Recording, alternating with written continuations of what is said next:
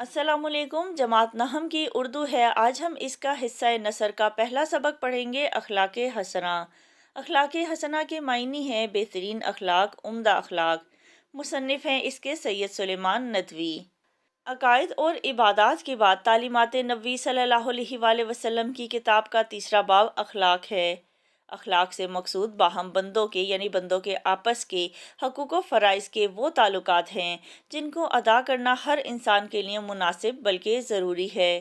انسان جب اس دنیا میں آتا ہے تو اس کی ہر شے سے تھوڑا بہت اس کا تعلق پیدا ہو جاتا ہے۔ اسی تعلق کے فرض کو بحسن و خوبی بہترین طریقے سے انجام دینا اخلاق ہے۔ اس کے اپنے ماں باپ، اہل و عیال، عزیز و رشتہ دار، دوست و احباب سب سے تعلقات ہیں، بلکہ ہر اس انسان کے ساتھ اس کا تعلق ہے جس سے وہ محلے، وطن، قومیت، جنسیت یا کسی نوع کا علاقہ رکھتا ہے۔ نوع کہتے ہیں کسی طرح کا اور علاقہ کہتے ہیں تعلق، کسی طرح کا تعلق رکھتا ہے، بلکہ اس سے بڑھ کر حیوانات تک سے اس کے تعلقات ہیں، اور ان تعلقات کے سبب اس پر کچھ فرائض عائد ہیں، اس کی کچھ ذمہ داریاں ہیں۔ اس میں شک نہیں کہ دنیا کے سارے مذہبوں کی بنیاد اخلاق پر ہی ہے، چنانچہ اس عرصہ ہستی میں جس قدر پیغمبر اور مرسلے آئے، مرسلے درستگی کرنے والا، اصلاح کرنے والا، سب کی یہی تعلیم رہی کہ سچ بولنا اچھا ہے اور جھوٹ بولنا برا ہے، انصاف بھلائی اور ظلم برائی ہے، خیرات نیکی اور چوری بدی ہے۔ لیکن مذہب کے دوسرے ابواب کی طرح اس باب میں بھی محمد رسول اللہ خاتم النبیین صلی اللہ علیہ وآلہ وسلم کی بعثت تکمیلی حیثیت رکھتی ہے۔ بعثت آپ کی نبوت، رسالت، تکمیلی مکمل۔ خود آپ صلی اللہ علیہ وآلہ وسلم نے ارشاد فرمایا، ترجمہ، میں حسن اخلاق کی تکمیل کے لیے بھیجا گیا ہوں۔ چنانچہ آپ صلی اللہ علیہ وآلہ وسلم نے اپنی بعثت کے ساتھ ہی اس فرض کو انجام دینا شروع کر دیا۔ ابھی آپ صلی اللہ علیہ وآلہ وسلم مکہ میں ہی تھے کہ ابو ذر رضی اللہ تعالیٰ عنہ نے اپنے بھائی کو اس نئے پیغمبر کے حالات اور تعلیمات کی تحقیق کے لیے مکہ بھیجا۔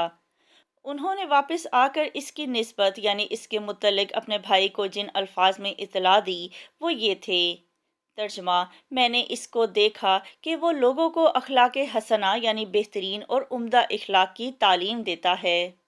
حبشہ کی ہجرت کے زمانے میں نجاشی نے جب مسلمانوں کو بلوا کر اسلام کی نسبت اسلام کے متعلق تحقیقات کیں، اس وقت حضرت جعفر طیار رضی اللہ تعالیٰ عنہ نے جو تقریر کی، اس کے چند فقرے یہ ہیں: اے بادشاہ، ہم لوگ ایک جاہل قوم تھے، بتوں کو پوجتے تھے، مردار کھاتے تھے مردہ کھاتے تھے، بدکاریاں کرتے تھے برے کام کرتے تھے، ہمسایوں کو ستاتے تھے، بھائی بھائی پر ظلم کرتا تھا، زبردست زیر دستوں کو کھا جاتے تھے۔ زبردست طاقتور اور زیر دستوں کمزور، جو طاقتور تھا وہ کمزور پر ظلم کرتا تھا۔ اسی سنہ میں اسی دوران ایک شخص ہم میں پیدا ہوا، اس نے ہم کو سکھایا کہ ہم پتھروں کو پوجنا چھوڑ دیں، سچ بولیں، خون ریزی خون بہانے سے باز آئیں، یتیموں کا مال نہ کھائیں، ہمسایوں کو آرام دیں، عفیف عورتوں پاک دامن عورتوں پر بدنامی کا داغ نہ لگائیں۔ اسی طرح کیسر روم کے دربار میں ابو سفیان، جو ابھی تک کافر تھے، حضرت صلی اللہ علیہ وآلہ وسلم کی اصلاحی دعوت کا جو مختصر خاکہ کھینچا، اس میں تسلیم کیا کہ وہ خدا کی توحید اور عبادت کے ساتھ لوگوں کو یہ سکھاتے ہیں، وہ پاک دامنی اختیار کریں، سچ بولیں اور قرابت کا حق ادا کریں، قریبی رشتہ داروں کا حق ادا کریں۔ قرآن مجید میں جا بجا کئی جگہ پر حضرت صلی اللہ علیہ وآلہ وسلم کی تاریخ میں یہ کہا ہے، ترجمہ، یہ پیغمبر ان پڑھ جاہلوں کو پاک و صاف کرتا اور ان کو کتابت اور حکمت کی باتیں سکھاتا ہے، حکمت عقل مندی کی باتیں سکھاتا ہے۔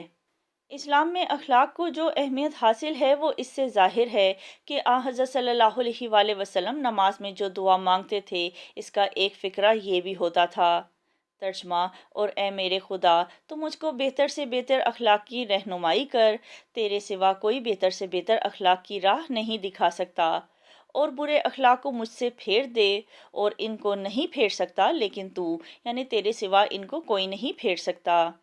اسلام میں اخلاق یہی وہ معیار ہے جس سے باہم انسانوں میں درجے اور رتبے کا فرق نمایاں ہوتا ہے۔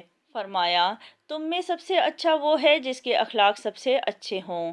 ایک اور حدیث میں ہے، ترجمہ: قیامت کی ترازو میں حسن خلق سے بھاری کوئی چیز نہ ہوگی۔ حسن اخلاق والا اپنے حسن خلق سے ہمیشہ کے روزے دار اور نمازی کا درجہ حاصل کر سکتا ہے۔ اس بشارت نے یعنی خوشخبری نے اخلاق حسنہ کی نعمت کو تمام انسانی نعمتوں سے بالاتر بنا دیا۔ ایک اور حدیث میں حضرت صلی اللہ علیہ وآلہ وسلم نے فرمایا، ترجمہ: اللہ کے بندوں میں اللہ کا سب سے پیارا وہ ہے جس کے اخلاق سب سے اچھے ہوں۔ ان کے علاوہ کثرت سے ایسی حدیثیں ہیں جن میں حضرت صلی اللہ علیہ وآلہ وسلم نے یہ ارشاد فرمایا کہ فلاں فلاں اوصاف و اخلاق ایمان کے لوازم اور خصوصیات ہیں۔ لوازم یعنی لازمی، ضروری۔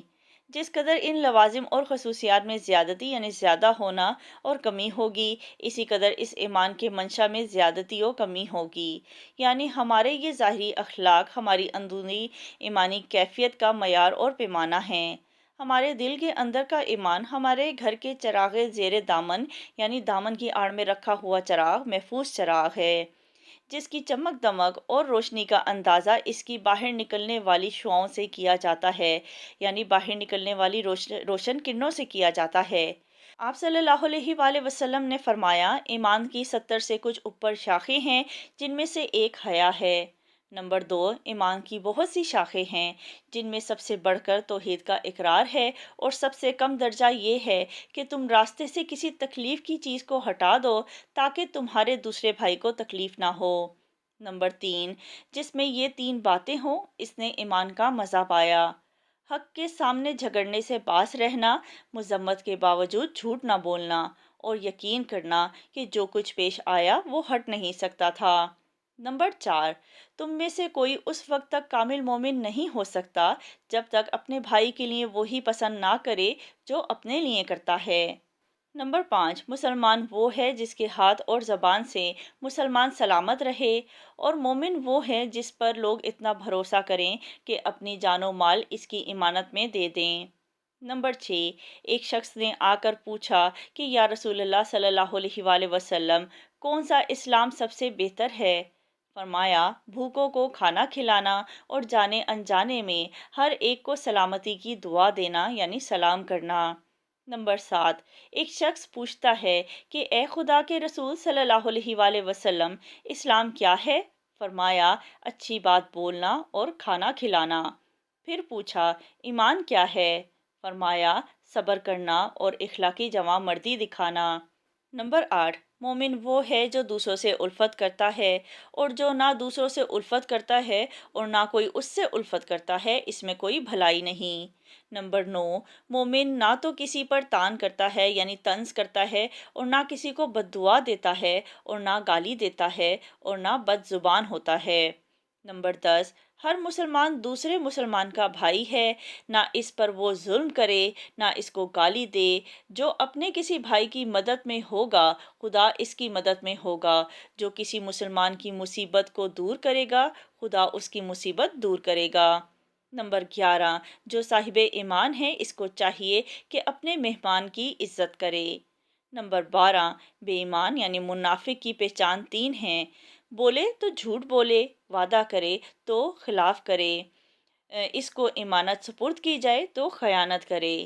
چونکہ نبی اکرم صلی اللہ علیہ وآلہ وسلم کا اسوہ حسنہ ہمارے لیے دنیا و آخرت میں کامیابی کے لیے ہدایت کا سرچشمہ ہے، اس لیے ہمیں چاہیے کہ ہم روزمرہ کی زندگی میں آپ صلی اللہ علیہ وآلہ وسلم کے ارشادات پر عمل کریں۔